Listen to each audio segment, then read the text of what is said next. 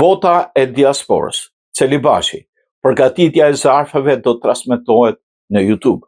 Komisioneri shtetëror i zgjedhjeve, Ilirian Celibashi, deklaroi në një intervistë televizive se zarfet në fletat e votimit për votuesit jashtë vendit do dërgohen nga data 8 deri 17 prill. Ai theksoi se është parashikuar që ato të mbrijnë tek votuesit brenda 24-48 orëve nga momenti i nisjes nga KQZ-ja.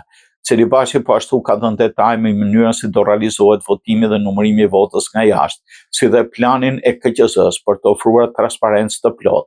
Në Evropë ndodhen 89% të shtetasve që kanë aplikuar, ndërsa në Shtetet e Bashkuara në Kanada do duhen 3 deri në 5 ditë për të çuar zarfet e votimit bëri të ditur ai. Ai tha se janë 99% të shtetasve të regjistruar që ndodhen në Evropë, SBA dhe Kanada dhe kanë mbetur 1% në vendet e tjera të botës. Celibashi u shpreh se data 7-8 prill është afati maksimal për operatorin që të marrë përsipër për të sjellë në Shqipëri fletët e votimit që do nisen në diasporë.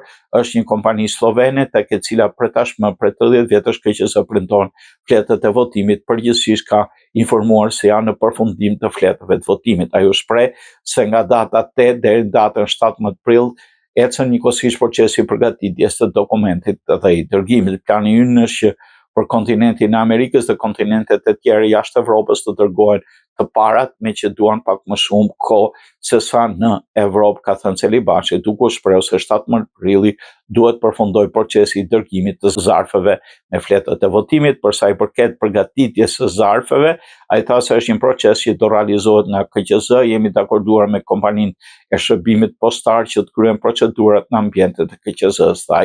Ai thosë se procesi do të jetë transparent në sy të përfaqësuesve të partive politike të vëzhguesve ndërkombëtare të medias. Jemi duke parashikuar që procesi i përgatitjes së dokumentacionit zgjedhor të transmetohet live 4-5 kanale, 24 me 7 në YouTube, dhe nëse ka interes një votues nga jashtë mund ta ndjek.